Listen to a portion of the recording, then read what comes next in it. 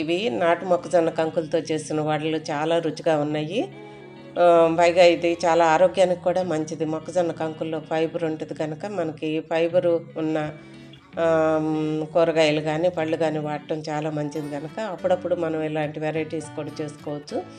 మొక్కజొన్న కంకుల్ని ఒలిచి విత్తనాలన్నీ శుభ్రం చేసి పక్కన పెట్టుకున్నాను. అందులోకే 4 పచ్చిమిరపకాయలు, ఒక చిన్న అల్లం ముక్క, ఒక ఉల్లిపాయ, దాంతోపాటు కొంచెం క్యాబేజీ, ఇవన్నీ తీసుకొని ముందు అల్లము పచ్చిమిరపకాయ వీటిని మెత్తగా గ్రైండ్ చేశాను.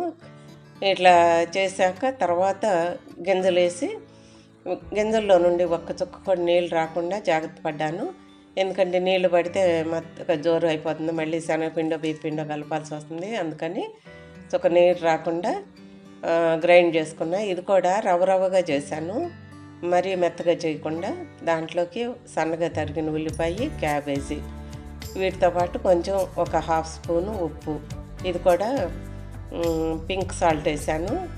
ఇక జీలకర్రకు బదులు సోంపు ఉంటే సోంపు వేసుకోవచ్చు, చాలా బాగుంటుంది. ఈ సన్నగా తరిగిన కొత్తిమీర, ఇవన్నీ వేసి చక్కగా కలిపేసి నూనె కాగిన తర్వాత శాంపిల్కి ఒక ముక్క వేసి చూశాను.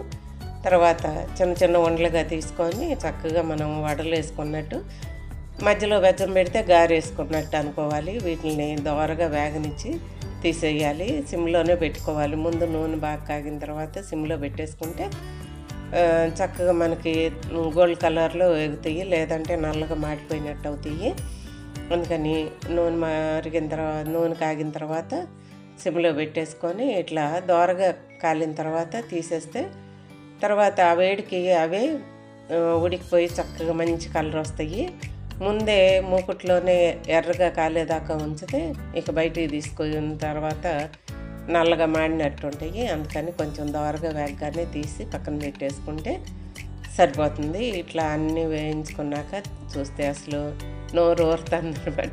ఈ వీటిలో ఫైబర్ ఎక్కువ ఉంటుంది కనుక మనకు ఫైబర్ ఫుడ్ బాగా తీసుకోమంటున్నారు కనుక మనం ఫైబర్ తీసుకునే విధానంలో రకరకాలుగా తినొచ్చు.